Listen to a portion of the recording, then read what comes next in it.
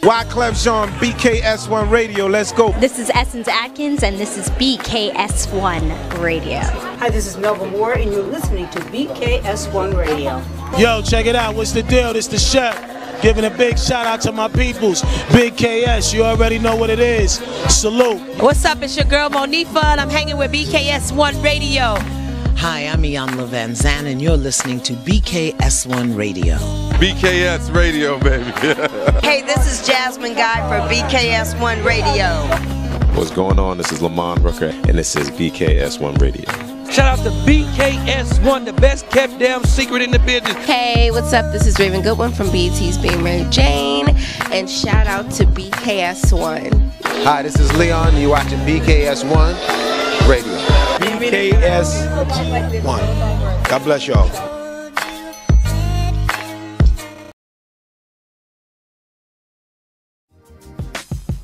Good afternoon, morning in some parts of the world. You know where you at, the official Man Cave Morning Show. Yo. We here. Yeah, man, I'm excited. Look, Facebook is having problems all over the world. Yeah, yes. We just checked it out all over the world. Global Facebook technicality. Problems. Let people know. Go on your status right now and put the Man Cave Morning Show is on BKS1 Radio TV on YouTube. Let the world know right now where we at. You want to see how much y'all are soldiers to the truth, to the info we about to put out here today, man, on the Man Cave Morning Show / afternoon show. No doubt, no doubt. First and foremost, let me introduce the squad, the team.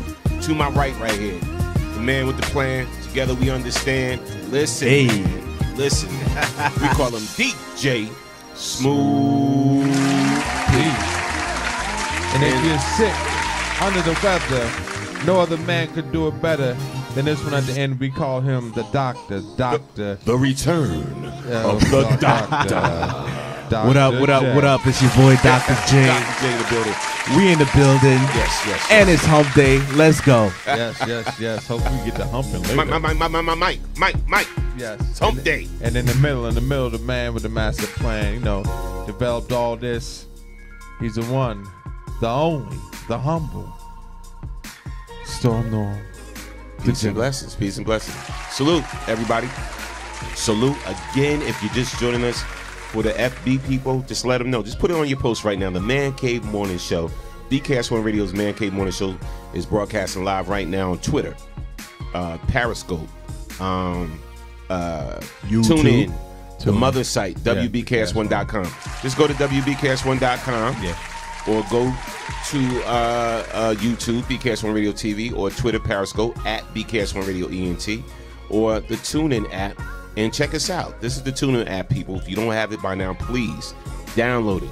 It's free. Goes gets it, man. But let the peoples know that we are here, because we got a lot to talk about today. Today's topic, women cheat better. Check the signs. Do you realize that they cheat better? Man. Check the signs. We're going to give you some signs, fellas. Another level. And even ladies that got another lady. That women cheat better. Check the signs, all right? We're going to talk about that. There's some holes in the sign. And sometimes we allow them to cheat and do what they do, even though we know what's going on. Yeah. So just to see how far they think they can get away with it. That's a fact. Let's talk about this today on the Man Cave Morning / afternoon show. First and foremost, listen. Pete, see, Phyllis know. She know we here.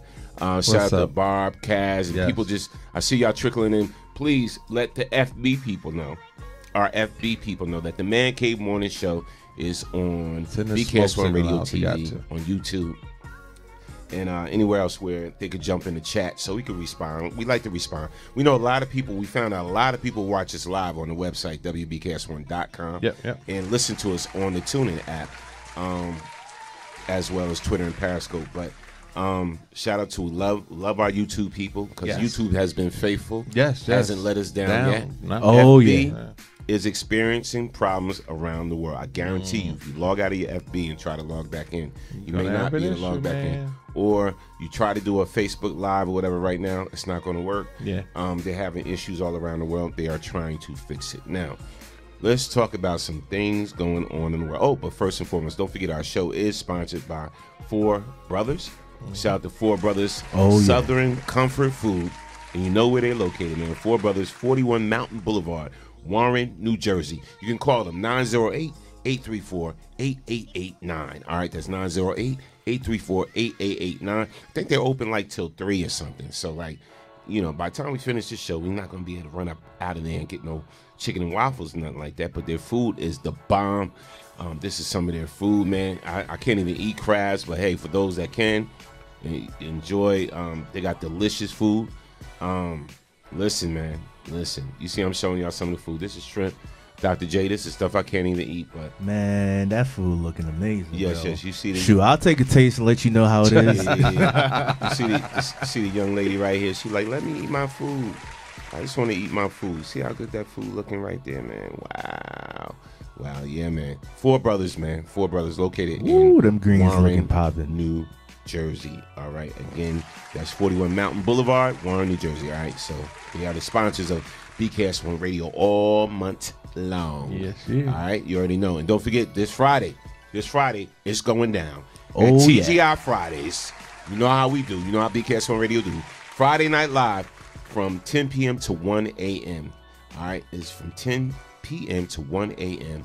It's the Fridays in Piscataway, 1315 Centennial Avenue. It's going down. All right, it's the happy hour mix with your boy DJ Storm Norm the General will be on the ones and twos, and one of our esteemed DJs will be rocking out along my side. Shout out to DJ Sassy, DJ KT, DJ Smooth P, and DJ Jess. Music is powered by WBKS1.com. Yes. So come in the building this Friday, show your face, and check this out. Look, ladies, have your ladies' night. Fellas, have your fellas' night. Make it couples' night. If you celebrating a birthday, date night, yeah. If you celebrating a birthday, come on through. It's the happy hour mix, because 10 to 1 is happy hour time. So those drinks be half price. They got like $3 tequila shots. That tequila be banging. All types of different special prices, and half off of this and that, appetizers. What they talking about on that menu, though? Oh, listen, man, a little bit of everything, man. It's popping, though. Friday Night Live with BKS is popping. So come out, enjoy yourself, have a good time. Now, let's get to this show, man. Let's get to this show. Again, don't forget what our topic is. Women cheat better, so check the signs. First story on the agenda, and shout out to everybody that's trickling in. Again, let the people know that are usually on FB that we are on other platforms right now, because FB is having some issues. Now, first, real quick, man, before I even get into the current events, I saw a Medea family funeral. I saw it. Okay. Thoughts? Feedback? It's my feedback. You're sipping your tea? Or whatever Sips that is. tea. Go see it for yourself. That's all. Go Support it was black cool. business. Sandy liked it. Yeah. All right. Now, moving on. Wow. Moving on. Next story. And I want to talk about this. We got a lot of things to talk about today. It's going to be an interesting show today. Detroit man sues white women who had him arrested for gardening while black. Yeah, wow. Man. Had the brother arrested for gardening while black. Damn it, man. Can't do anything about black anymore. No, you can't. It's sad. But I'm going to run the clip. Let's talk about this story. And tell me your thoughts. I love what y'all do on the Man Cave Morning Show. Y'all keep it transparent. And here's the clip. The troubling case dubbed Gardening While Black. An African-American man who's an urban farmer ended up on trial over the allegations of 3 white women angered by his work on a community garden. 7 Action News reporter Kimberly Craig tells us what happened and how it played out in court. Mark Peoples went on trial this week on 3 counts of misdemeanor stalking, and by the time it was over, the judge had harsh words for the 3 women who claimed to be the victims. These women, clearly were lying, you know what I mean? Clearly they were lying. They complain saying that you have threatened them in the past. Mark Peoples says for months 3 women who are white repeatedly called Detroit police on him for working on a garden in an old park on the city's east side, falsely accusing him of being a pedophile and having a gun. And when he painted trees red, black, and green, colors of the Pan-African flag, he was accused of being in a gang.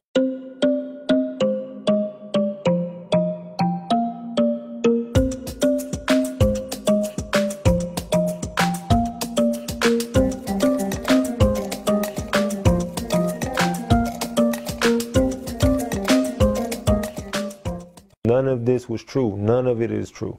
It wasn't a mistake. It wasn't, this was purposely done to try to destroy my life. People's attorney Robert Burton Harris says this was a case of gardening while black, where you have people calling the police on mostly African Americans for doing very mundane things. Do you think she moved into this neighborhood to be called a racist? This man is a friend of one of the 3 women whose complaints ultimately landed Peoples in handcuffs, charged with 3 counts of misdemeanor stalking. So you got to cuff me and all that? They were willing to call me a pedophile. They were willing to call me a gang-banging, gun-toting racist, you know what I mean? And I was doing anything but planting the seed, to try to help my community grow. Hey, the part about him coming out and farming and teaching kids how to farm, it's fantastic. Oh my God, please do more of that, But at the same time, you can't get done digging a hole over here and teaching kids how to do it.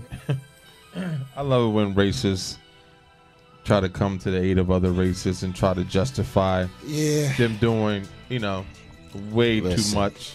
He's going to sue them. Yeah, good. I hope he sues them and win. The brother wasn't doing nothing, but just trying to cultivate the land, teach at the same time. Yep. They were just totally offended by his presence, and it is what it is. You know what? I think they were more afraid of the danger of what he was doing, and not that he was doing anything necessarily dangerous in the sense that you would think of.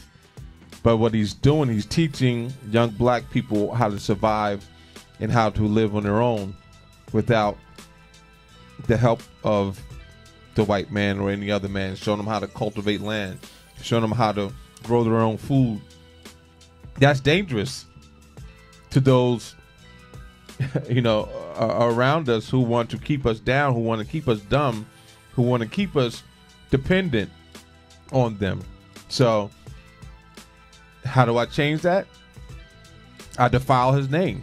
Yeah, he's been threatening us for years and this, that, and the third. He has a gun. He's in a gang. Like everything, every negative stereotype that she could have threw at him, she did for him doing something as simple as gardening and teaching kids how to garden. No doubt, no doubt. Real quick, shout out to Jules C. said, "Whoa." And then Phyllis said, shaking my damn head. Shout out to Walter Pittman, said, "Peace, family, what's good, peoples?" No doubt, no doubt. I see y'all trickling. Shout out to Babs and Kaz on the comment section. I wish we got to put a comment section on the website because that will never shut down. Yes. Yeah, definitely. I was looking at that. I thought we did until I just logged in. We're going to do that. We're going to do that on the front page. Okay. Yes, definitely. Put a comment section. And if you really want to share your opinion, definitely call in 646-233-1302. You already know what it Hit is. that number and let's hear from you. I'm just. Could I just clap at the fact he didn't forget that number? I was thinking the same thing. I haven't seen him in like. I wasn't going to say that loud. I'm sharp, man. Say, okay, young Jedi. I'm sharp, man. I haven't seen the You doctor gotta in like stay 80 ready. years. You got. I say if you stay ready, you never got to get ready, right? Exactly. Yeah, no doubt. Congratulations on your nuptials. Anyway, wow. All right, we're gonna go to the next story. Next story, man. This young man, over a little dispute in a parking lot, is paralyzed for the rest of his life. Man, wow. This story's crazy. Yeah, we're gonna share this story with y'all. Tell me what y'all views, y'all thoughts is. Let's be honest on it. If you want to, you can call in. All right, here you go. Here go the clip, man. And let's talk about this damn thing on the Man Cave Morning Show. Oh, we going in today, people. Flanked by his mom, Regina, and lawyer, Jalen Walker sat up to speak with me about what happened and what happens next. I asked him if he remembered the altercation. Yes, sir. Like I was shot for no reason. Jalen's lawyer, Mark Cantor, would not let him speak about specific details. Police say Walker was shot by 65-year-old Larry Tomlinson.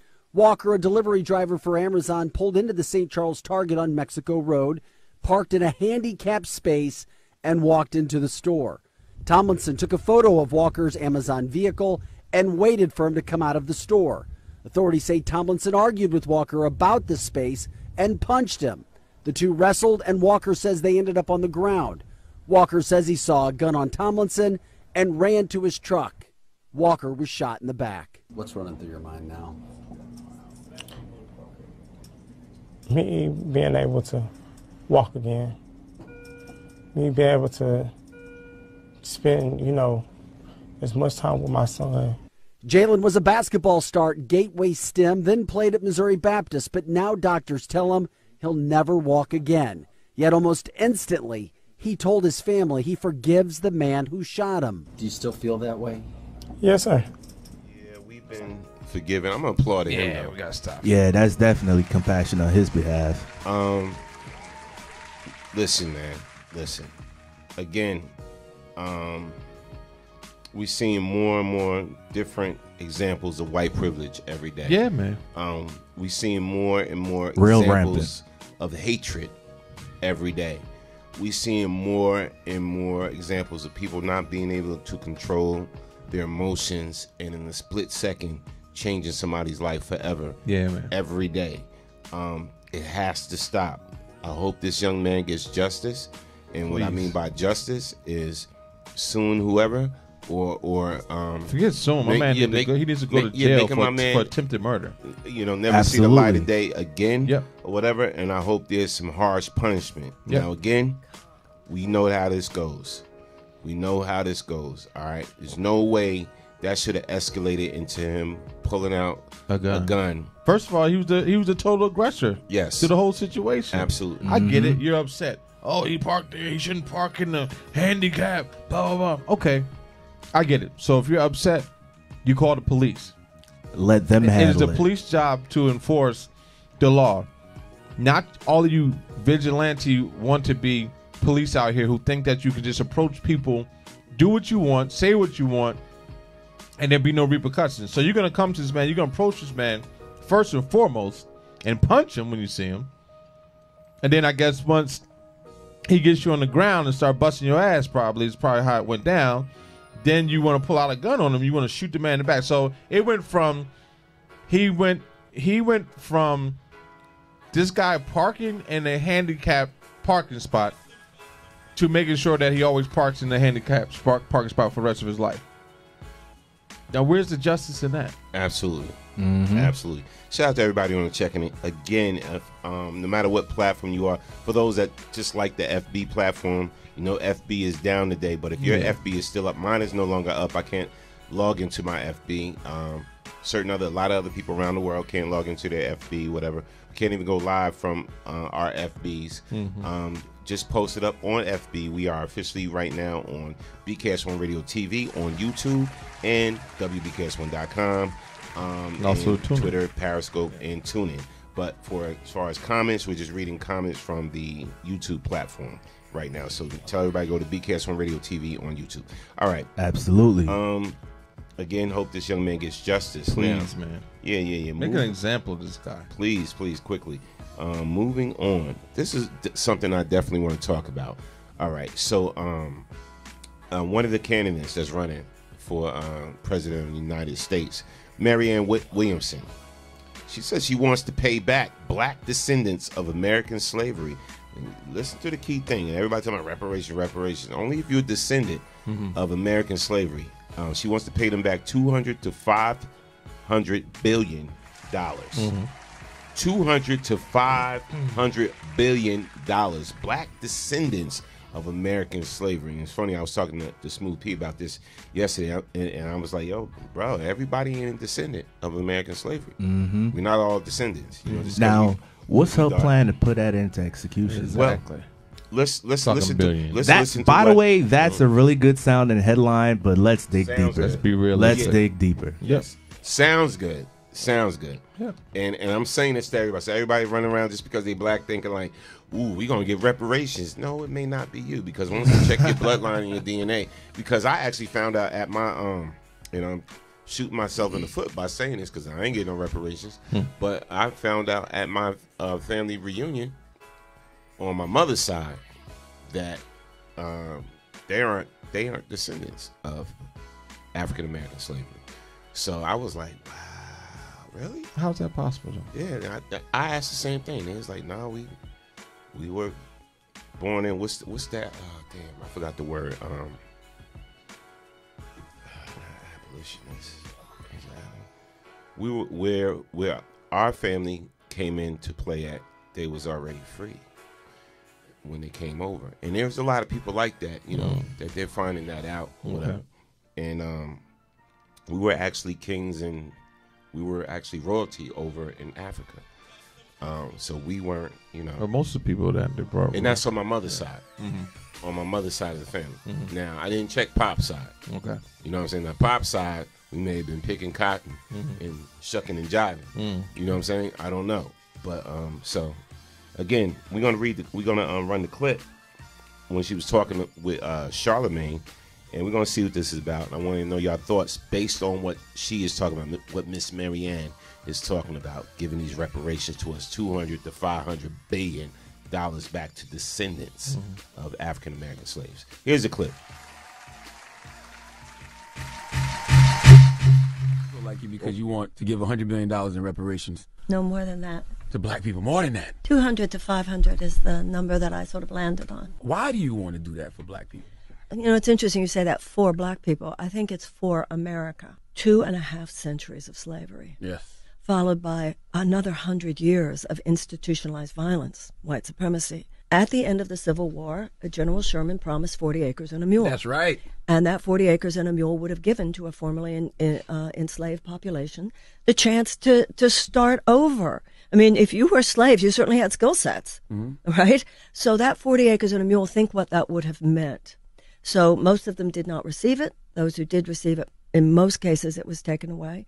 So the economic restitution piece simply was never handled yet because the gap was never closed. Never. It was never closed, and we're living with the legacies of that, and I think that it would be a great gift to our children. Also like you because you want to give $100 billion in reparations. No more than that. To black people, more than that. 200 to 500 is the number that I sort of landed on. Why do you want to do that for black people? You know, it's interesting you say that for black people. I think. Okay, I'll clap it up. Marianne looking sexy. Yeah. I mean, it sounds good. And this is my thing, because I mean, sounds good. And do I feel that we as a people deserve it and should get it and should have gotten it a long time ago? Absolutely. But let's put it down on paper and show how we make it work. I want to know. The one person who could put it down on paper and shows how we can make it work, that's the one person I think we should have heading and leading it, because they know what to do. Let's see how to do it, though. That's all I want. Just show me how we can do it. And I say more power to whoever it is that's fighting for it. Because like I said, I agree. Don't misinterpret anything I ever say in these shows when I say it's not realistic. If somebody has a realistic plan in place, because she's right, it was said that it was supposed to be given to us, and it never happened. So is it owed to us? Oh, hell yeah, it's definitely owed to us. But we have to be realistic in the implementation of it. So here's my thing, right? So they're going to do a DNA check on the genealogy check on everybody, every African American's history and descendants and all of that, if this ever does happen. And then 2, where they pulling the money from? That's my the point. biggest thing, yeah. That's why I said that. This is why I said it sounds good. It's a perfect headline. It can magnify and bring people into this story and have them listen. But I want to know what the plan is. How are you going to execute this? How are you going to execute this? Let's read some comments from YouTube. Let's see what we got going on here. No doubt. Shout out to Walter Pittman. He says, "Peace family was good peoples." We have take it down to D-Mac, down McNeil. All right, he said, "Unfortunately, we have to be extra careful in our movements and actions. Privilege is real and being exercised regularly." No doubt. Shout out to shout out to Marilyn Smith on the check-in from Maryland. She said, "And that privilege is only further being demonstrated by that man in the White House as he spouts his rhetoric of hatred." Wow. Definitely. P. Woodbury, exactly, Norm. Where's that money coming from? And that's my point. So is it coming from us? Yeah. Is it coming from the rich folk? Y'all gonna start taxing the rich folk like we should be taxing them? Less taxes on us, the middle class and the common folk and all of that? Like, where is it coming from? Are we gonna be deeper in debt by you giving African American descendants of slaves $200 to $5 billion? Are we gonna become deeper in debt by that? Of course. And tax our ass on some other plane? And so, it sounds good again. But when you look really deep into it, all right, and I'm thinking about it, we basically paid for it. Now I'm gonna have to get real, right? So when you gave reparations to the Native American Indians and all of this, so I'm talking about just speaking of our country, because reparations was given to people in different countries in different parts of the world. Yes. But when it comes to the United States, when you gave reparations to Native American Indians, who paid for that? Yeah. See, and we got to really look at that. Who paid for that and who was taxed? Well, we paid for their reparations. Yeah. But let's even take it, not to cut you off, let's take that even deeper, though, because we're fighting for our reparations, right? Just look at how long it took for the American Indians to get theirs. Yep. You got to remember, this was stolen land that they brought slaves to after they stole it from the American Indians. Yep. So if the American Indians I think they just got their reparations back in 2016, if I'm not mistaken. So it's only been 3 years that they've gotten their reparations.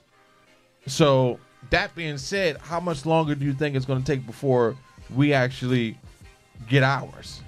Yep. So again, I show you these charts again.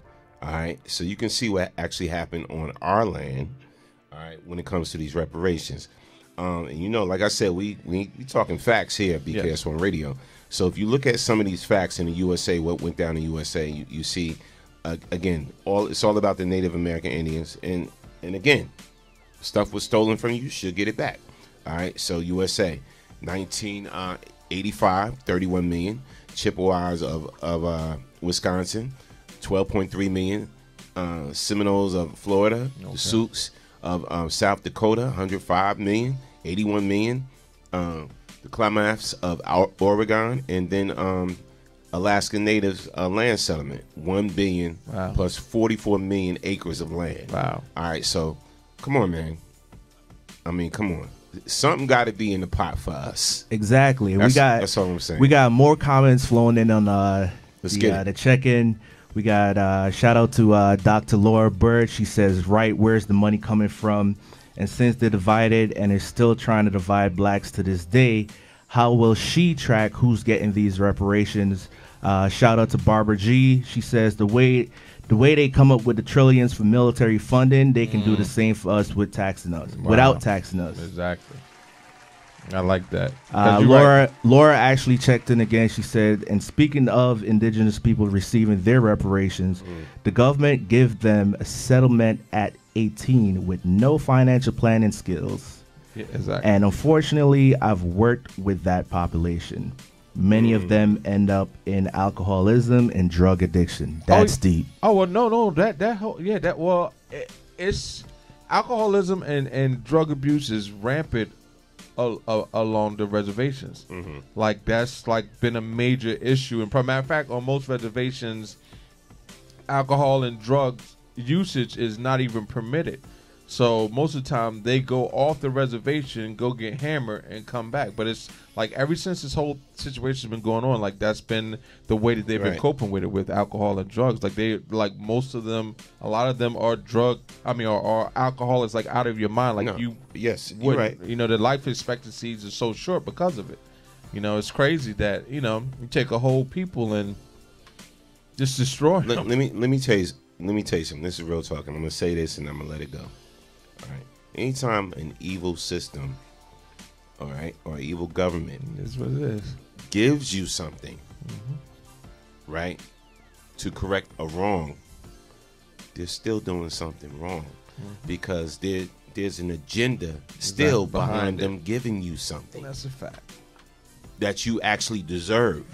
So there's still another agenda. So even paying back the indigenous people or whatever, you know, giving them reparations or whatever, and land and all of this, whatever like this, there's still another agenda behind that of where they can benefit from it. All right. So, you know, because one, you're not teaching them what to do with this. Nothing from this government is done from the heart. Ooh. Exactly. And bro, not for taking nothing. Your money. Not for nothing. Though it has no correlation, cannabis is now a new thing in the market, and that's a new scheme in terms of tax money going. So what's up? It's an old scheme. Yeah. Prohibition. Old scheme, new scheme. You know what I mean? Yeah. Exactly. Prohibition. What's going on with marijuana? Same thing. Yep. They did it with alcohol. And now this is the marijuana era. Same thing. All right. We're gonna move on. So the NBA player that's catching a lot of heat for checking Russell Westbrook. He was checking a fan because the fan came out the face and said something. Now, the investigation is about. Let's take this. We're gonna take this call real quick. Caller from the 314. State your name where you're calling from. You're on the Man Cave Morning / Afternoon Show. BKS1 Radio. What's up? What's up, family? It's Courtney Green. Yo, Green. That's my man from Kansas City, Missouri. Well, welcome to the show. Welcome to the show. Appreciate What's going on? What's going on? What's going on, people? What's up, man? What's on your mind? Well, nothing. I was just kind of piggybacking on what y'all saying. That's always been an issue. I mean, when we look at the reality, alcoholism and drugs that's the number one thing that's been advertised. They spend most of their money advertising it in the black community, period. It's always been that way. I mean, they influence, it's even like, you know, most black people don't drink beer, but that's still something that's advertised primarily in the urban community, or quote unquote urban. Right. I'm using air quotes. You can't see me, but urban community. The same thing as far as, with the drugs, and as far as, they're looking at it in retrospect, okay, especially with the new laws that are coming out as far as marijuana and everything else like that. When you think about it, it's just something that obviously they can tax, but they're also something that because they know that's something that we use primarily, or you don't hear about the white people using drugs as much, not drugs, marijuana as much, even though they do. They smoke it probably as much or more than we do, more so. But they still, everything is being emphasized, oh, well, this is something that's productive in the black community that we can now make money off of as well.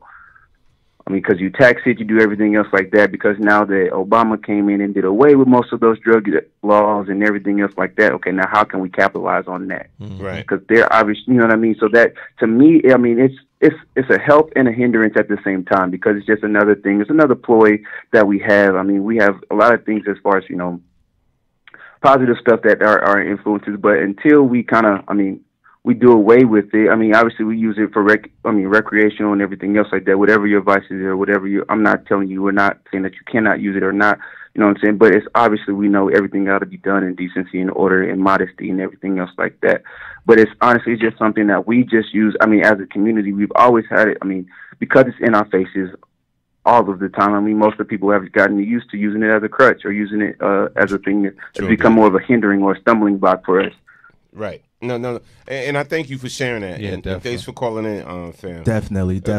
It's definitely, it's always to me another agenda behind the agenda. So I definitely get what you're saying. I appreciate you calling in and sharing that.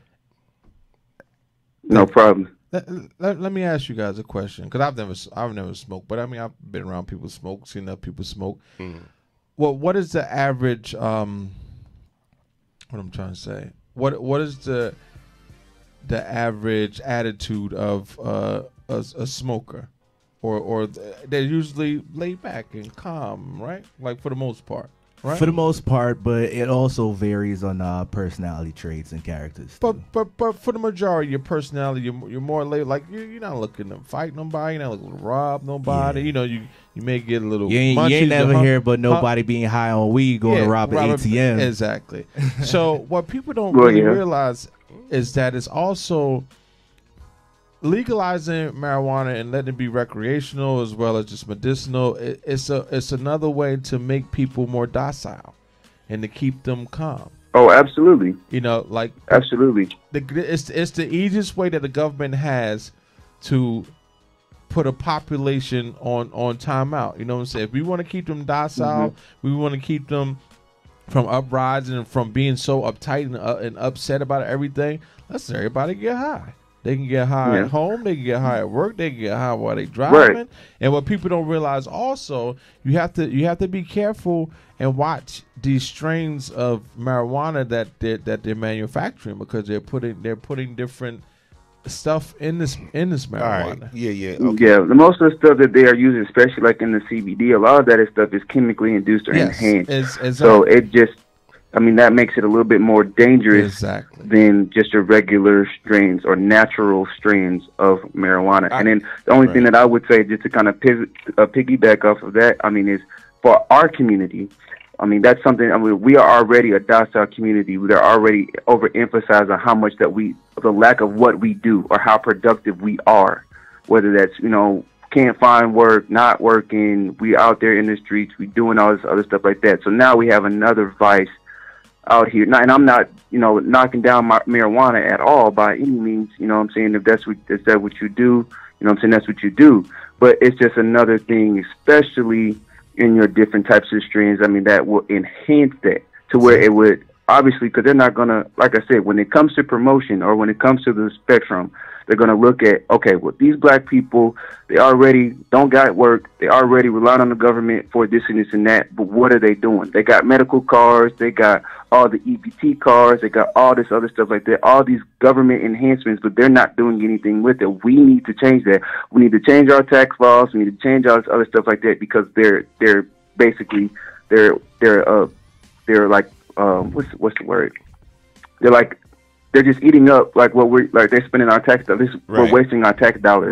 Right. Basically, because we just we are for people who don't want to do nothing or aren't doing anything with that. Like, there's obviously meant to get you out of a run, or it's meant to be temporary or anything else like that. But when you have an overemphasis on, okay, you have this docile community who is not doing anything, but yet they have all, you know what I'm saying, and this is why. Now they can point the finger and say, man, this is why, because all of them smoke weed, all of them do this, all of them do that, and you know, even though that's not the case. Listen, and look, thank you for calling in, sharing that. We appreciate your call. Yeah. We got to move on. My brother, keep on listening to the show and keep it locked, man. Man Cave Morning Show, BKS1 Radio. Thank you. And real quick, to what the brother was saying and to what you were saying, as far as, you know, now they legalize blah blah blah, they know it's gonna make us more docile, whatever like that. Okay, I disagree with that, because we were smoking weed before any talks of legalization, whatever like that. If we wanted weed, we find a way to get it. If we wanted any type of drug, we find a way to get it, or whatever. Now, as far as legalizing marijuana and all of that, now the plus side to that is, for those that's been locked up for crazy charges over selling an ounce of weed or selling a nickel bag or a dime bag or whatever like that. Now, if they legalize it and say whatever, so they're trying to also, and shout out to the governor of our state, he's trying to overturn and expunge some charges. You know, expunge some records of people that have been locked up for charges such as selling weed and marijuana or whatever like that. So that's the plus side to it. Now, I can't say that, you know, their agenda was legalizing marijuana to make us more docile, whatever like that, because we smoking weed regardless. Well, let me rebut that. And we've been smoking weed regardless. Let me rebut that, though, because there are a lot of people out here who would smoke weed and maybe smoke weed, but would smoke a lot more of it if it was not for their jobs and or thinking that they would get in trouble. There are a lot of people out here who love to smoke it, but they don't. Or they might smoke just a little bit because they're not. Well, I can't. You know, my job, drug test. I can't lose my job behind this. So now you open up the floodgates. People who might have done it once a week might do it 4 times a week now. And people, you know what I'm saying. So it does it does help with making people more docile because, like I said, I've never heard of nobody getting high off weed and going robbing somebody or beating somebody over the head or just a lot of craziness. I just know before these laws were enacted, though, we were smoking weed regardless. Yeah, and not for nothing. Like if you just look at the plant itself, like at this phase currently, you find a lot more hybrids, meaning like a lot more stronger strands than what was once a thing that was original, and they keep crossing these breeds between the sativas and the indicas, and it's like they become more potent. And what was once natural, like a 5.5% THC, is now like a 90-something percent THC. And it's like, why is it getting so strong? For what reason, And then the byproducts that come from the plant, like, dab and wax and all these different things, is like, all right, for what reason? My co-host knows a little bit too much about weed and marijuana. He's right. I know. Future investor. We're going to move on to the next story. I don't smoke at all, and I know those things, but he's absolutely correct. Yes. We're going to talk to you later after the show. Funny. We're going to have an intervention with you after the show, young man. All right. Russell Westbrook, again, catching heat, man. I really need to know how y'all feel about this because was he right? Was he wrong? He's playing. He's a part of a game, whatever. Some fan blurts out something, whatever. Get on your knees like you're used to, right? So Russell, blacked out on the fan and his wife. All right, at a game, being reckless. At a game. All right, so part of his take was it was reckless, and it was racially reckless. Exactly. But then the other part of the take was like somebody was just saying they was making a homophobic joke at him. So that's another thing. Because listen to that. Yeah. You can take that a lot of different ways. Yeah, exactly. All right? Yeah. So let's be honest. All right, so I'm gonna show y'all the clip of him at the game, blacking out. Let me get the story ready. All right. So and then I'm gonna play the clip. Let me play the clip first, man. Cause definitely. Yeah, y'all heard the story. But let me play this clip first. So, what do you think about the clip? Watch NBA player Russell Westbrook. Listen carefully. I'll fuck you up. You and your wife. I'll fuck you up. No, fuck that.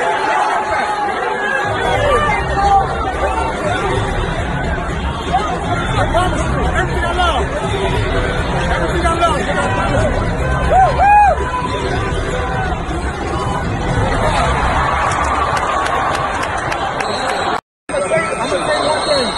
I'll fuck him up. He said, I promise you. See, I'm playing. I swear to God. I'll fuck you up. You and your wife. I'll fuck you up. No, fuck that.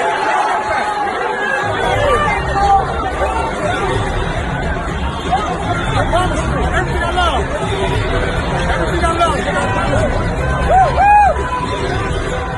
Yeah, man. All right. So basically, supposedly what was said was, again, just get on your knees like you used to or whatever. All right. All right. And he said, if I had to do it again, I would say the same exact thing because I would truly stand up for myself, for my family, for my kids, for my wife, for my mom, for my dad every single time. I expect anybody else to do the same. So that's kind of where I'm at with the whole situation. As for beating up his wife, I have never put my hand on a woman. I never will. Never been in any domestic violence before. Never have before. But once he said the comment, his wife repeated the same thing to me as well. So that's kind of how that started. And then, of course, the fan denied it. Of course. They denied it and said, "Yeah, I didn't say that." And let me see. This is the fan. Defending his wife. As for his wife being involved, Kiesel said she never said a word and is pissed Westbrook went after her too. She never got up. She never stood up. She never said a word to him, the fan told ESPN after the game. It's all fine. We're having fun and games with the guy, and we're talking, but at the end of the day, no man should threaten a woman, period. I'm not afraid of the guy. Come on up. But when you threaten a woman, that's 5 feet tall and 110 pounds, you're a big man. So this guy needs to be exposed. Brody said he doesn't regret the blow up because he heard something completely different, something racially charged. Get down on your knees like you're used to, and that's what made him go nuclear. For me, I'm just not going to continue to take disrespect from our family, Westbrook told reporters after the game. Now, let's talk about this. Let me diffuse this. 1, he didn't go nuclear. 2, it was just a verbal exchange of opinions. They did what they did in a situation of Taunton. I think he used this platform. He defended himself, and that was it. But there also is a paper trail of this particular fan sending different tweets and stuff like that. He tried to erase some of the stuff, but some of the stuff was found and shows this same type of communication going on, at Westbrook. And like I'd say, like Shannon Sharp has said, you get these people who get behind these laptops, and they say all these things, they do all these things, they're super tough guys behind this laptop. But you take the laptop away, and you're in a person's presence, you can't be that same person. Exactly. Because you don't have you're a whole different person in person. You don't bro. have the luxury of hiding behind the keyboard. You ain't gonna talk all that smack when you face to face with this the physical with person the dude. in front of you, and if you think that you're gonna say the same stuff in front of somebody that you say to somebody on a laptop, then you're crazy. But okay, so fans shouldn't be taunting players. No. I get that. So at a game, it's going to be booze. But it's okay. There's certain levels. Now, that comes with it. Yeah. Taunting is very acceptable at any game it's because the very point of different. taunting a player is to break their That's what makes focus the within game. the game. But if it's like there's you a saw certain level to that- it. There's a Exactly. certain limitation. Exactly. When He you ain't start wrong talking for that, saying no. he's not wrong for saying what he said. No. When you start crossing the line, there's levels of taunting. If you They say, made it Westbrook, personal. you suck, They made it so-and-so, personal. I Exactly. don't know if that was racial. Okay, I don't know if that was racial because they're saying that there's people debating it's racial. There's people debating it was a homophobic type slur or whatever. Either way, it has nothing to do with basketball. Exactly. But at the If same you're time, gonna taunt about the game. At the same time, Russ. Now, see, the reason why Russ is catching heat because it's like fans are going to say some crazy things. Well, you got fans from all over the different types of the world, all different types of mental states, all different types of whatever like that. This comes along with the territory. Not that. I'm No, sorry. no. I Listen, agree. listen. The fan Hear actually me got out. banned. The fan Hear actually me got out. banned. And that's good. No, The fan is banned, listen, and Westbrook got listen fined to what you- $25,000. Listen to what you just said, though. Yes. The fan got banned. Yes. That's the way you handle that. So when you hear that, get down on your knees like you used to. Excuse me, security. Please get him out there. He's disrespecting, blah blah blah, whatever the case may be. Now, my whole thing is, you want to catch it, fine. If you want to be like, I'll F you up, whatever. Because first of all, fans set you up anyway and try to get you thrown out, or try to get you a technical, or try to get you this or whatever like that, and try to make you want to black out. But let's so be my realistic. thing is, you can't feed into it. You cannot, especially when you're playing a game of sport. Let's be People going to yell realistic. out some crazy ish. Let's be realistic, though. Period. It works both ways. You're a At man. the end of the day, he didn't call the man wife a bitch. Yeah, exactly. He didn't say fuck you. He threatened to fuck her up. Yeah. He said, I will Yeah, fuck he said, I'll you fuck up. you up and your wife too. Excuse our French or the man. Yes, Can't but so be careful. if that was more a Russell direct said towards the man. Yeah, exactly. And because his wife Because his was wife there, was following you know, suit. right. His wife was following suit. So Yeah. if they both gonna come, they gonna get what they get handed to. But he was not disrespectful. He just stood his ground and it stayed verbal. Okay. It stayed verbal. Listen. That It was stayed it. verbal, but Now my man would have said one more thing. He threatened to fuck his wife up too. Yeah. Now listen, I'm with him. bruh. In this climate, listen. I get it. Emotions take over. I get it. Trust me. I've been on the road. I've been driving, and somebody does some stupid ish, whatever. And I'm like, yo, what, blah blah blah blah blah, whatever. Like, you didn't see me, and I'll be ready to black out without thinking. Like, damn, okay, you're not thinking that. The consequences and repercussions of what you about to say or what you about to do. Now, Russell Westbrook, again, was he wrong? I'm not going to say he was wrong, but at the same time, there's a way to handle that. Now, how the fact that they banned that fan from the game that's the way to handle it. Now, you didn't took yourself out from being able to come and enjoy these games now. Right. You're done. Right? Just because of what you verbally said. Now, for Russell threatening a woman, that's the problem that everybody's having a problem with. All right? Because regardless, I don't care. You can say what you want. Right now, you can be like, and I just look at you, I'd be like this. But don't put your hands on me. Yeah, I feel. All right? You see what I'm saying? Anybody could say something verbally, whatever. You in sports, man. You in sports. We're in entertainment. Right now, if I become a big rap artist or big singer or whatever like that, you or whatever like that, my thing is, if we can't handle it, then let's shut down. I could shut off my Twitter. Listen to me. Shut off my Twitter. Shut off my Instagram. All of that, because there's going to be people saying things about you that you're not going to like. You cannot address every situation. That's the same dumb ish the president does. No, listen to me, bro. That's the same dumb ish the president does. Whatever. He'll address everything, something so petty and something so minuscule that somebody says, and you're like, bruh, run the damn country. You know people going to attack you. You know people going to say damn things about you. All right? My thing is, there's a different way to handle ish. I get it. Without catching now, I feel where you're coming from, right? One second. Go ahead. Because I get it and I understand, but you need to understand that everybody's human. You have an incident where somebody had to stop you because of something that somebody said. You know what the incident is. I'm not going to say it on the air, but you know yourself. And in that incident, you wasn't thinking about none of that. The other DJ? No. I'll say it to you off the air. Okay. But there was a situation where you had to be restrained for something that somebody said while you were out. And you know what? It wasn't warranted. I think I remember that story.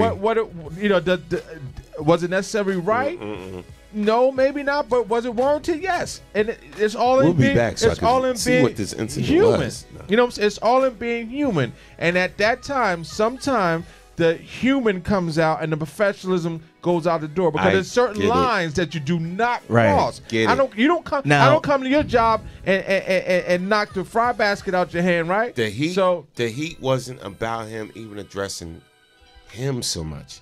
The heat he's getting is about addressing the woman. I get it, but as a woman, then you stay in a woman's lane. If your husband, yes, I'm going to say that. If your husband is talking smack to another man, it is not your job to get in and start talking smack with them because you don't know who that other man is. And that other man might smack the ish out of you like he might smack the ish out of your husband. So you let your husband be the man and handle his situation, and you sit back and be the cheerleader. You don't get involved and start saying everything that he's saying, because if that man comes over and punches you in the mouth, you might not be able to handle it like your husband. All right, let's take this call. Sorry. Caller from 202, state your name, where you calling from. You're on the Man Cave Afternoon Show. What's good? Hey, this is Laura. I'm calling from Maryland. Hey, welcome to the show. Hey, welcome to the show.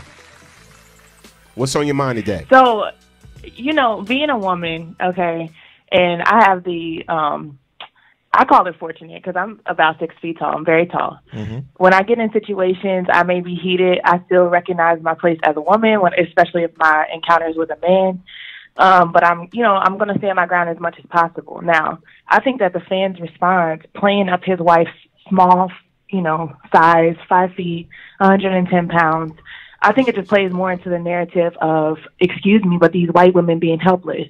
If she decided to open her mouth and say something, that's her responsibility, being with her husband or not. Right. So, yes, stay in a woman's lane, but at the same time, be able to take responsibility for the part that you play in aggravating the situation. Exactly. No, but you know what? I don't want any woman out there to take that statement that I made the wrong way when I say stay in a woman's lane. What I mean by that is that if a man is handling a situation, you do not step into that situation because you're putting yourself in danger. When two men are all riled up and they're going through something, it is not a woman's place to step in the middle of that. You stay far away from that as possible and let the men handle it. That's what I mean by that. No, all right. I'm glad it's really the same thing as we all boys right here, we in this bar or whatever. Somebody comes up to you and starts a confrontation. We now have that reserved right to now step in and interject in that altercation or just allow him to handle it. Yes. And we're all boys. But again, that's why I said,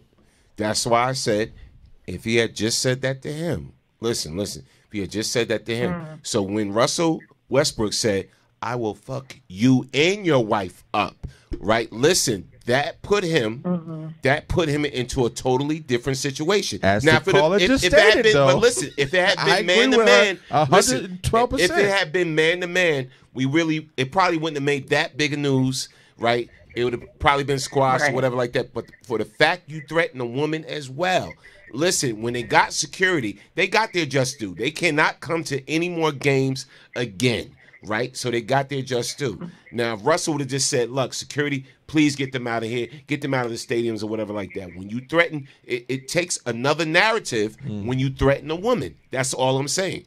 When you threaten a woman with physical violence, it takes a whole other narrative. Whether she should have shut her mouth up or not, when you threaten a woman, especially as a professional sports person, all right, when you're supposed to fall back and still remain professional, people are going to get out of line all the time as fans, right? But it's up to you to remain professional and do your job, play ball. Look, get security to handle the situation. I got a basketball game to focus on.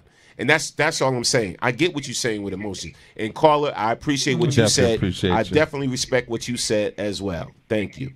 I do have a question real quick, though. Yes. Do y'all think that we should hold these professionals to a higher standard because they're always in the public light, or do we give them the opportunity to, like you said, be human?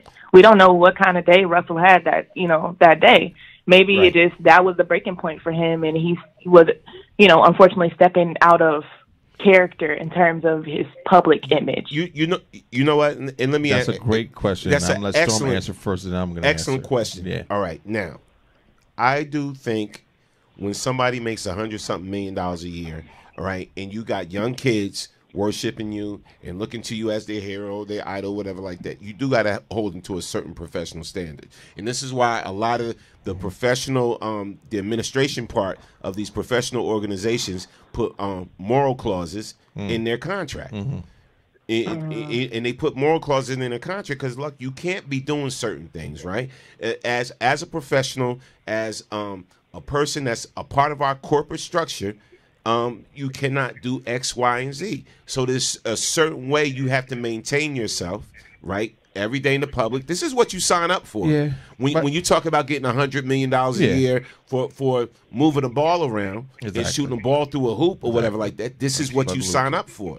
So, you got to understand that fans are rowdy, fans are donkeys, fans are jackasses, fans can be assholes, whatever like that. They're going to be disrespectful, whatever. That comes with the territory. You can't be responsive to everybody that has a negative thought verbally against you, especially when you're playing a professional game in the public eye. That's all I'm saying. Here's my opinion, and I get everything that you're saying, but at the end of the day, these are athletes, right? They're human beings. They're athletes. They're paid to play a sport. They don't get any training on how to interact with fans and this, that, and they the do. third. So they do. They do. They do. Because the level of professionalism that you're talking about goes back directly to the level of sportsmanship that you should have on the court and off the court. Now, I understand your point, but at the same time, he not wrong, bro. Look at the time that we living in. Listen. Look at the time that we living in. And caller, and thanks for calling in. But listen, I got a flip mouth. I can black out. I'm cool. I'm nice and all of that, whatever.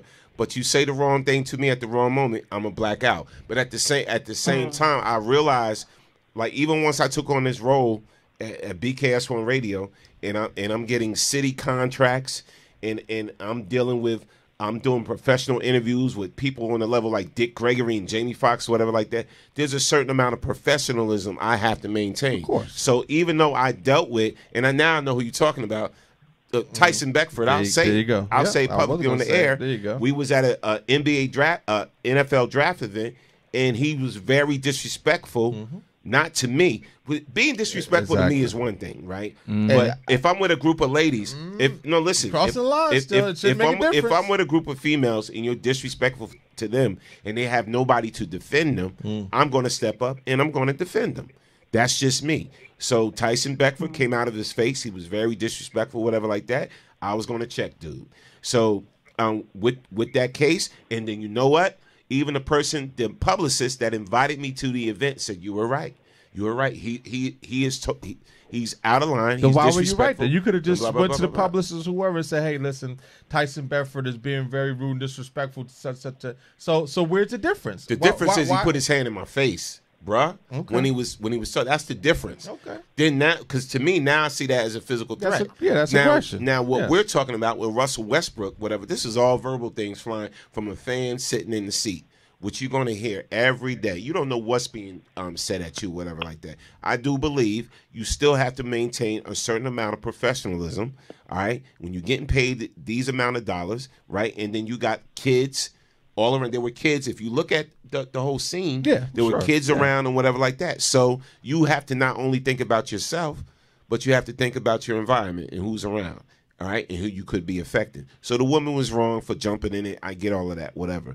But let them handle it like they did. Now he can't attend any games. I mean, it is what it is. That's just my take on that. Well, once again, what was your name again? And I would fight Tyson Beckford today. See, you hear that, right? You hear that, right? I'm just saying. No, I'm kidding. Well, thank you for calling. All right, y'all. Keep doing y'all thing. We appreciate it. All right, thanks Thank for you. calling Keep it in. locked. Let's read some comments, man. Shout out this to guy. P. Woodbury. Yes, caller, I agree. Sandy B says she should have told her husband to calm down, not join on the heckling. Yeah, exactly. I agree with all of that. Yes, that's true, P. Let men argue. Yes, I agree with all of that.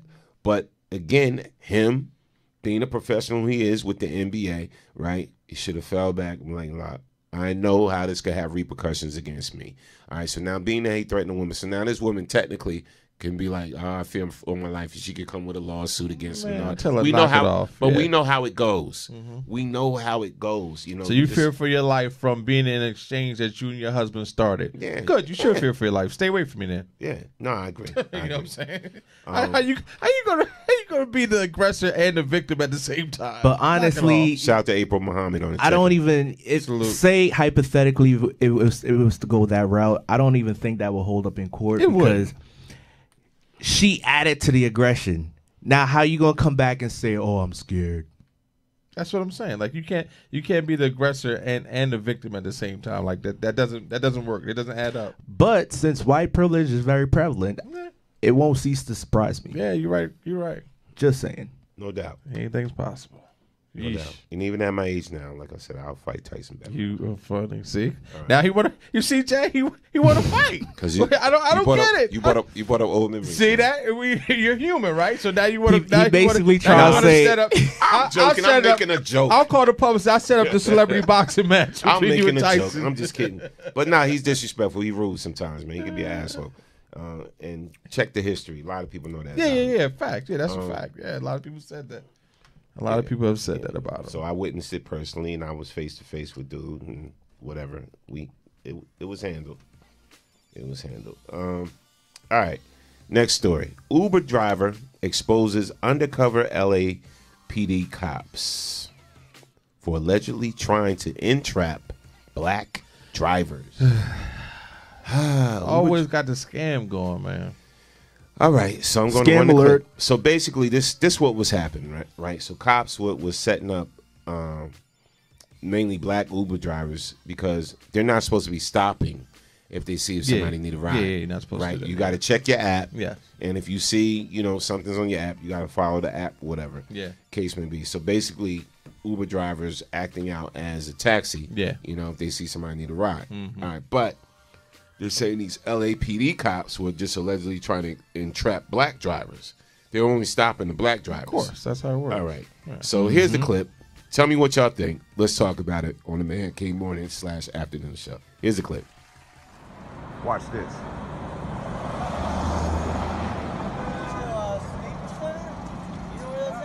Hey, brother, those people are undercover cops. I just got a citation for this. Oh, really? Yeah, they trapped me. Yep. Good job, guys. I'll see y'all in court. Oh, I thought your phone was dead.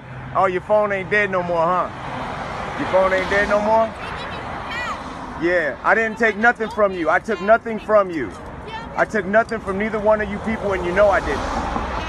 You know I didn't take nothing from you. Oh, I'm not harassing nothing. No, I'm not harassing anything. Y'all entrapped me. Good job, guys. Good job. Good job. Oh, now look at this. Look at this. What's up, man? How you doing? What you mean, how am I doing? I just got trapped, and I just wanted to stop somebody else from getting trapped. I'm not interfering with anything. I was making a video, and they just happened to have some people pull up. Okay, so you know you can be arrested. Watch this.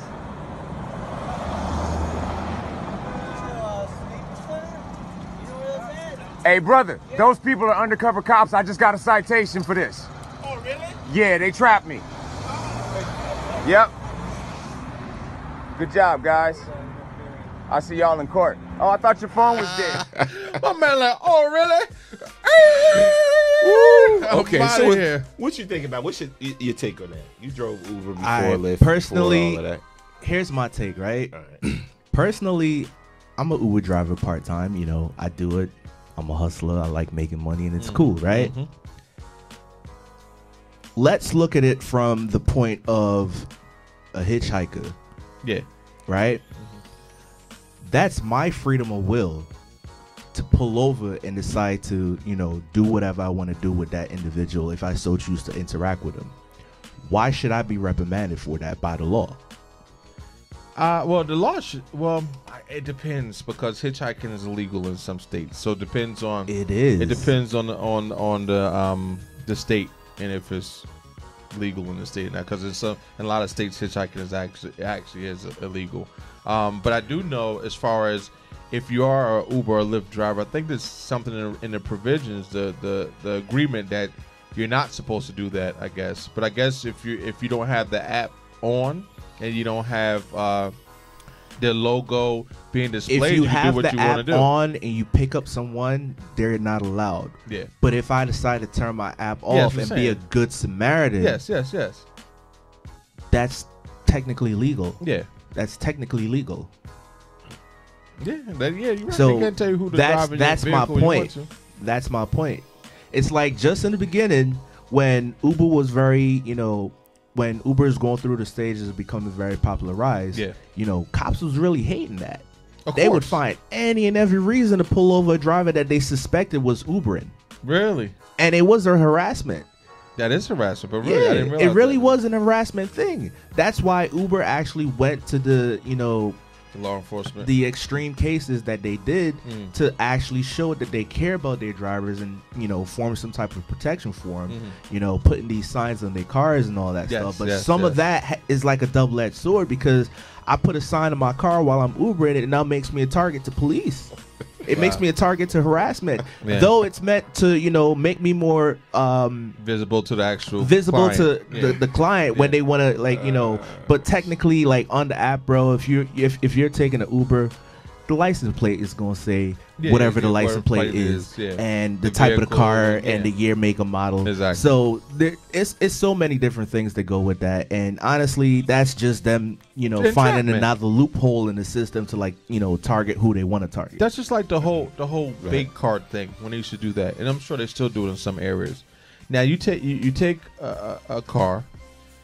You leave it in an impoverished area where you know people are struggling and doing whatever that they need to. Because they don't do this in white neighborhoods. They take it to a poor black neighborhood, leave a vehicle, probably sitting and running with the doors wide open or whatever, nobody around. And then when somebody takes it, it's wrong, yes. But when somebody takes it, then you pull them over and you get them for Grand Theft Auto. But you just set this person up who has nothing. Right. You know. They see this as, oh wow, I don't, nobody's around. Somebody just left his car running.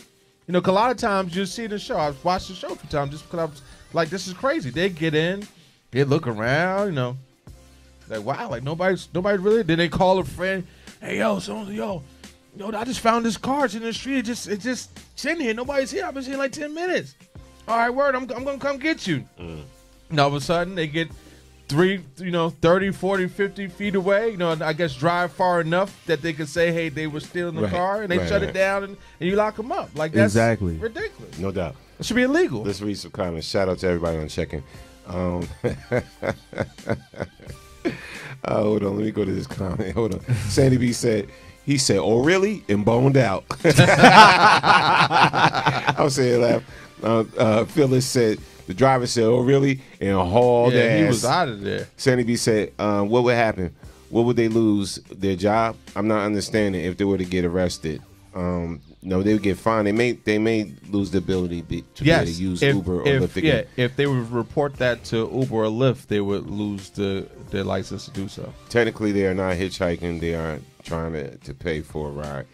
But Uber drivers ain't supposed to stop like they're a taxi. No. Or Lyft drivers. Yeah. D-Max said, so cops are wasting time and resources trying to entrap black Uber drivers. Yes. Now, D-Mac, that's where I'm at with this. Right on, exactly. Wow. Right on point Anything with that. to keep us from achieving. Yeah. And exactly. And getting ahead. So they know that because they seen a lot of us is coming up off of Uber Yeah. and Lyft. Yeah. So they watch, you notice, and I got to say this about the government, the system, they watch what we come up off of, Yeah. right? And try to they said, destroy what's it. they come up now? Oh, they come up as rap music. We're going to find ways to shut this down, whatever, like this, get into this, whatever. Yeah. Oh, they come up now as this. They come up now as that. Let's find a way to find some violations, whatever, and shut this down. We don't want them getting rich off of this particular thing. All right, and that's just the hardcore, honest truth about it. Yeah. Sandy B said, "I'm not understanding them getting a ticket either." Like I said, if it's illegal to hitchhike, then they'll get a citation for it. They'll get a ticket for it. Yeah. All right, moving on real quick. So there's always some more to the story. Jussie Smollett's lawyer wants cameras. He wants cameras in court to prove Starr's innocence in hate crime trial. All right. Okay. Smollett's lawyer, Tina Glandian, said on Tuesday that she wanted cameras in the courtroom. So that can prove his innocence. All right, real quick. A lawyer for Jussie Smollett said Tuesday that she would welcome cameras in the courtroom during the Empire Actors trial on charges accusing him of lying to the police, saying there has been a lot of leaked misinformation and cameras would allow the public to see the evidence and the lack thereof. All right. So attorney Tina Glandian made the comments during a brief hearing Tuesday in Cook County Criminal Court, during which both sides agreed that cameras would be allowed at the next hearing in the case, which is scheduled for Thursday. Oh, that's tomorrow. During the hearing, the case will be assigned to a trial judge who will then likely ask Smollett to enter a plea. During the hearing, which was held after local news organizations requested that cameras be allowed in the courtroom, Judge Leroy Martin Jr. said that the new judge will decide whether or not to allow cameras in the courtroom during subsequent hearings in the trial. After the hearing, Glandian told reporters that evidence has been presented against Smollett that is demonstrably false.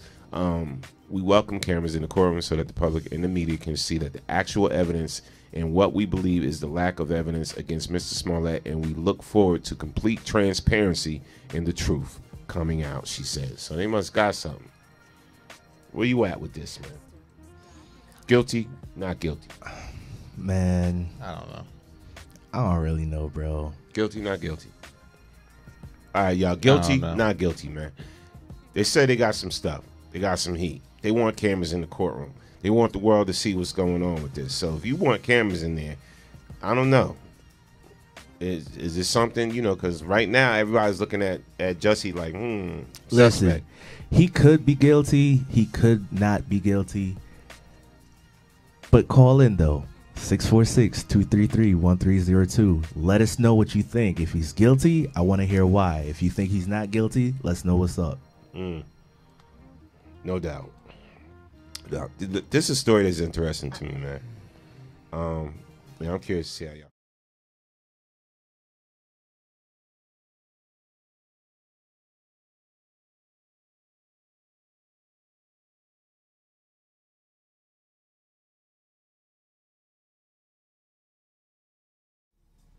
All right, so basically, this story right here, black manager at Vietnamese restaurant subject to vicious attack by owner after she quits.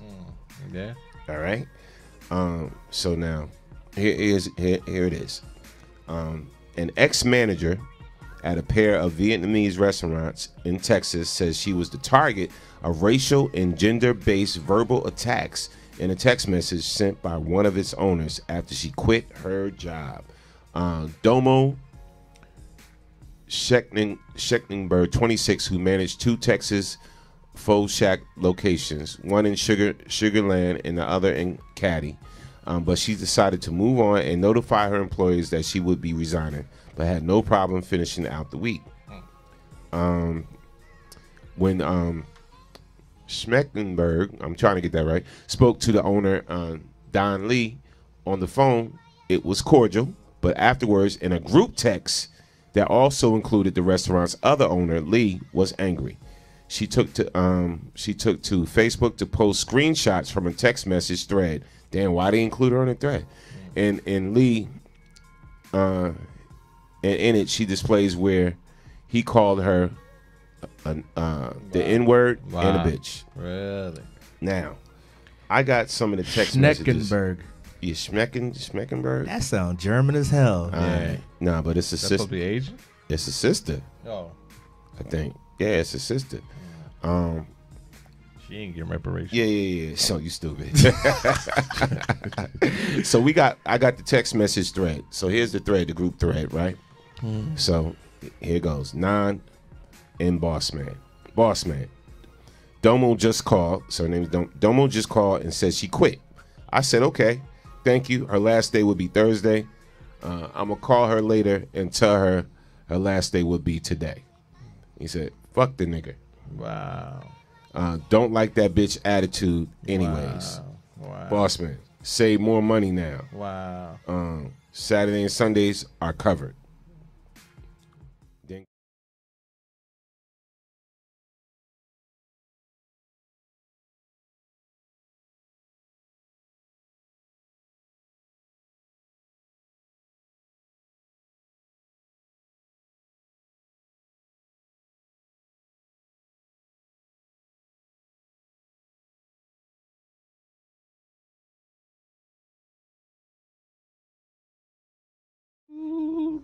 Can you say I'm gonna own me a phone? Yo, that's crazy. I'm looking at this like, whoa. That just goes to show, like, you know, how they felt about her the whole time anyway. Yep. Just using her up. Man, listen, I could somewhat relate to that because here's my opinion, right? That's clearly a private entity. People that are in business allow the money that they make or the status of ownership that they carry with their business to get them besides themselves to where they feel like they could talk to anybody any old how. Yeah. You know? Just because I'm working for you in your establishment, you still got to respect me as a human being first. And then as a person second. So all of that shit that they talking right there is just reckless. And if that young lady decides to sue, it's over. Decides. If she doesn't, she's a... The fact she got it on a group text, Man, like, so listen. I guess the other manager gave it to her? Or was she No, she included probably on the was group in the text, and these jackasses didn't realize that you still in the group text, and you just started new text. Like, how stupid are you? How much of a jackass are you? Lawsuit coming. She gonna be owning those Vietnamese joints. Most definitely. Both of them. Like just because you're an owner and you giving a job opportunity to somebody else, it does not.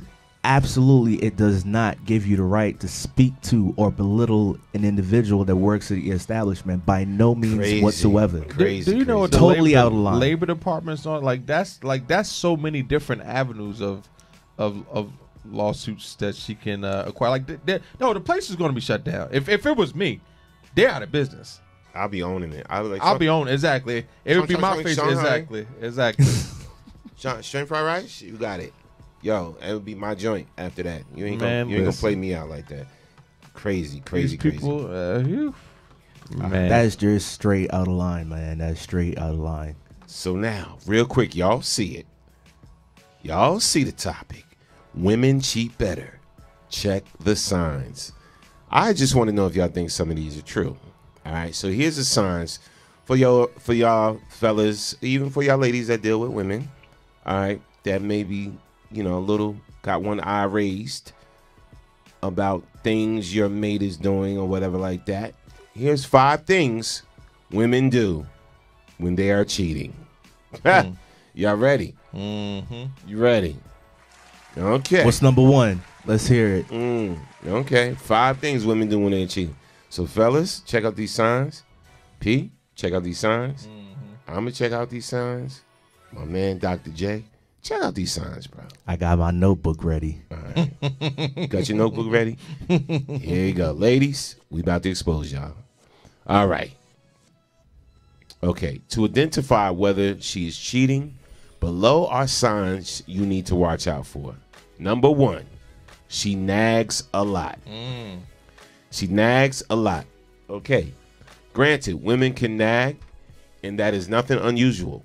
But what you need to watch is her constant nagging.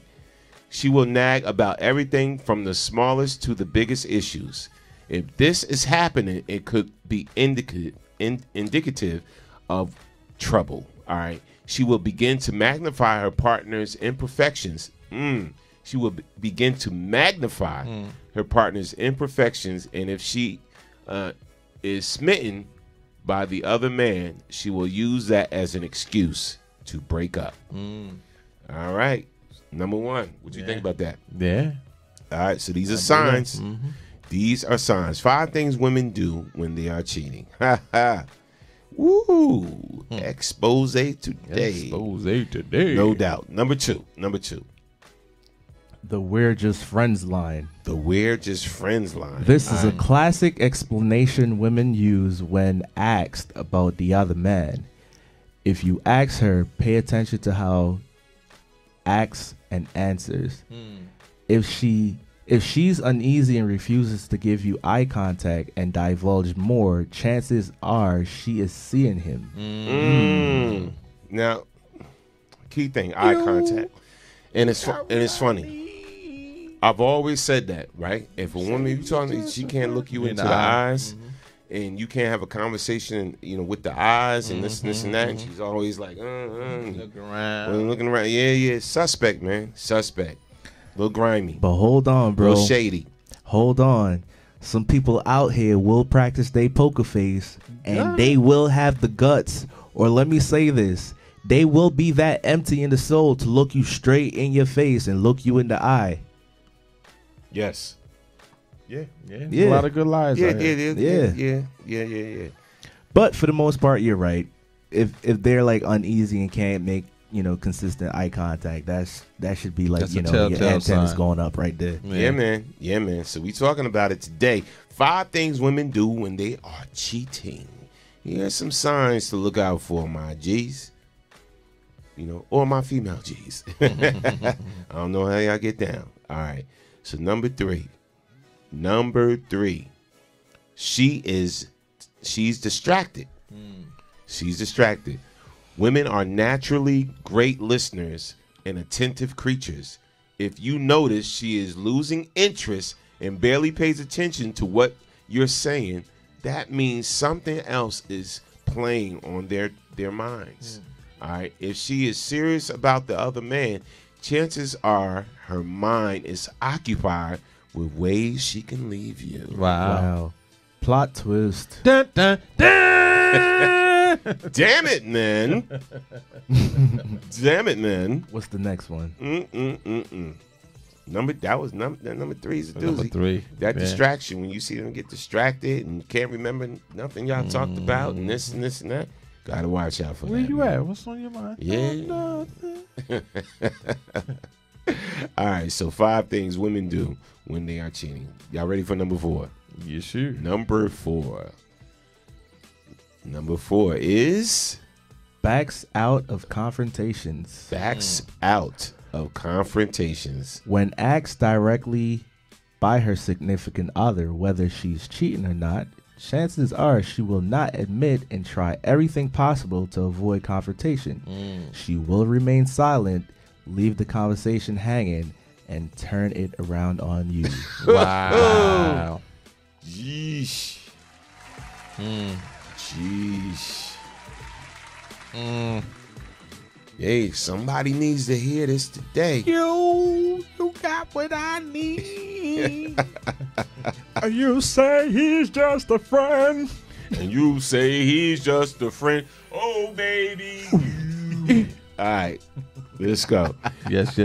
5 things women do when they are cheating. Or they think they're getting away with it. Exactly. Or whatever. What's the last one, P? Let's hear it. Let's see.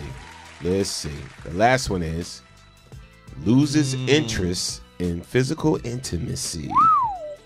Loses interest in physical intimacy. You want to read that there, youngin'? Yeah, sure. Why not? No matter how good she was getting it, she will lose interest in having sex if there's another man in life. In most instances, this could be the reason why she will pull away, act cold and distant. Kisses are quick and hugs are short. Could be a sign she is not interested in intimacy. Reason being, she could be getting it elsewhere. Damn it, man. Damn, son. Damn it, man. Zen. Yo. Those were Write them cold, down. hard facts. Those are that's real. Those are some real situations right there, y'all. No doubt. So if your girl is a wife or woman or whoever's doing any of these things, fellas, sheesh, get ready. Now let P. Woodbury say. Look, those 5 are deep. Yeah, Phyllis, they're real deep. Laura Bird said, man, what? Number 2? Y'all need to communicate about your expectations, and trust should be a factor. Otherwise, throw it all away. Let me see what number 2 was. Oh, she said Laura. cancel that. Let me see what number 2 was, Laura. We're just friends lines. Yeah. You got to be careful with that, though. Yeah. I'm just saying. Like, seriously, like, I just want to comment on number 2 real quick, because I know some guy friends, close friends of mine that were kind of like, victim to the number 2. And I'm like, bro, if you see how these, actions are falling into play, that ain't just a friend, bro. Yeah. That ain't just a friend. Gotta watch how they move and manipulate. It's different. Like, for me, if the lady or guy that you're seeing has a very close acquaintance of the opposite sex, at some point, out of respect or just maybe because that person is who they are, they would introduce you as your significant other. Yes, they would keep you abreast with what's going on to some extent, yes. But not full disclosure of whatever privacy if they're so confided in their friend. And at the same time, in any social interactions, they may invite you just to open up that level of transparency to keep you comfortable as that person dating that individual. Let me tell you something, real talk. Most of my female friends or whatever, Sandy got their number, and when I really look at it, exactly. And most of the so-called quote unquote male friends she have, I don't have none of their damn number. I may have one, maybe, and that's by default. Since you gotta give out some numbers, because I went and got it myself because I ran into him, at a spot or something like that. Funny. But I thought about it. I was like, damn, you know what? Because my thing is like this, because I don't care. I ain't got nothing to hide. You know what I'm saying? Whatever. But I thought about that. And think about it, right? So if your wife's saying you got female friends, whatever, male friends, your wife's saying, I got male friends, or your girl, Jay, saying, I got a lot of male friends, whatever like that. And y'all been together for a minute, you know what I'm saying? Y'all, been touching the waters for a minute, whatever like that. Because when you marry, when you approaching that point, by now, like your friends should be her friends. Exactly. That's what I'm saying. It should become a point within the relationship where whatever friend group or friends that you interact with and associate with should no longer be a secret to that individual. I got a female best friend, and my lady knows about my female best friend. Even if I'm getting a text message, she asks, "Oh, babe, who's texting us?" I'll be like, "Oh, look, it's such and such. I ain't got nothing to hide." I was no,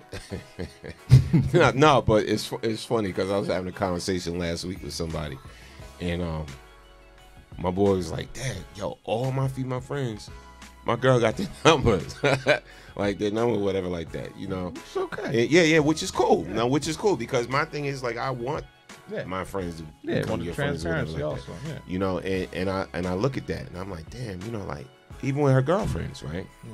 Even with her girlfriends, I'm like, damn, whose number do I really have? Like, or whose contact do I really have? Not to say I need them. No, I know what you're saying. Or whatever like that. I know the only time I pursued numbers is when I was trying to put together something privately for her. You know, like a little thing or whatever for a birthday or a holiday coming up or whatever. But I thought about that, you know? So, like, what would you feel if your woman or your significant other didn't divulge or expose the contact information to one of their male friends, and you was trying to, you know, link up or whatever? Like, if I asked, I'll reach out to her. Yeah, if I say if I asked and she wouldn't give the information, and if it's suspect, that's suspect. Suspect. Yeah. Okay. Bro, put it this like way. I say, if it's the other way around, put it this way. Ask and I give you anything, or you have already. Like I said, a couple of my boys been, you know, victim to the we're just friends situation, and like, you know, just the person outside looking in. It's like at one point being on a college campus, my boy met this chick at another campus, and every time they interacted, there was this other guy always hanging around. You know what I'm saying? And he basically was the factor of limiting their, you know, interaction. It was like, oh, when he was ready to go, she was like, all right, I gotta go. And I'm like, my G, what are you not seeing here? Like, wake up. Do you need, like, what do you need? Like, can I, like, help you see this situation that's, you know, in your face like a big old piece of TNT ready to go kaboom? Like, come on, bro. Come on, That's man. a little crazy. No doubt, no doubt. Oh, you ready to go? Oh, yeah, babe, I'll see that. I gotta go. Word. And now, when it comes to, like, you know, her coming down to see him, it was always an excuse of, like, oh, you know, I can't come. Or, like, oh, something last minute crazy always happened. It was like a crazy story. Until one day, my man's decided, I'm going to go up there and not say nothing. And boom. That's he sound like me. And boom. That's was in his face, clear as day. And I'm just like, damn, son, it took you this long. Yeah, exactly. Took you all that to figure that out? It took you this long. Yeah. Bro, at the end of the day, both females and males trust your instinct. If it don't feel right, if it look like a duck and it quack like a duck, do like I do. It's Affleck. I got the CIA app. It's $159. He said I got a CIA Oh, wow. app. You're an OG with it. You can put any phone number up in that joint from a cell phone or whatever. You can find out all the information through cell phone transaction. Now the update on the app is it will turn their phone into a speakerphone. Oh wow! Oh wow! Wow! Man, you need to go into the private investigation business. $159. Hit me up. That's all I'm saying. You funny. Nah, I know a few millennials that might be, very appreciative of your services. Cause you invented that. You know what I'm talking to. You invented that. Salute. But all right. So we're going to move on real quick, man. We want to thank everybody for joining today's show. Don't forget, check out Four Brothers Breakfast Restaurant. All of that is off the hook. Southern comfort food, man. Go check them out. The food is delicious. Delicioso. Look at the crabs. I can't even eat crabs, but they look good. Man, I'm just looking at some of their food. Yeah, look at that. Just look at that, man, on the table. Look at that on that table right there. Look at that. Man, look at is that mac and cheese? What the? Look at the chicken. Oh man. I'm hungry. Catfish in the back. Yeah, iced tea. Oh man. So go check out Four Brothers. Again, they're located in Warren, New Jersey. That's 41 Mountain Boulevard, Warren, New Jersey. You can call them 908-834-8889. Again, it's Four Brothers. Become a part of their family. All right? And adopt the Four Brothers. Friendly and efficient service with good food. Yes. Can't ask for nothing else better than that. Yeah. It's nice, quaint environment. Go take your family there or whatever, or have a little birthday function there or whatever like that. But the food is delicious.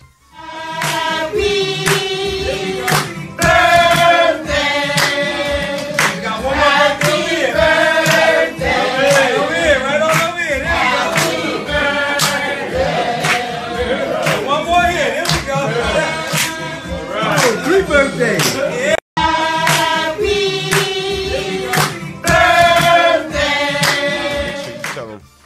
BKS1 Radio sent you. The Man Cave Morning Show sent you. BKS1 Radio sent you. Who knows? They may hook you up, man. Go check out Four Brothers Warren, New Jersey. And don't forget what's going down Friday night.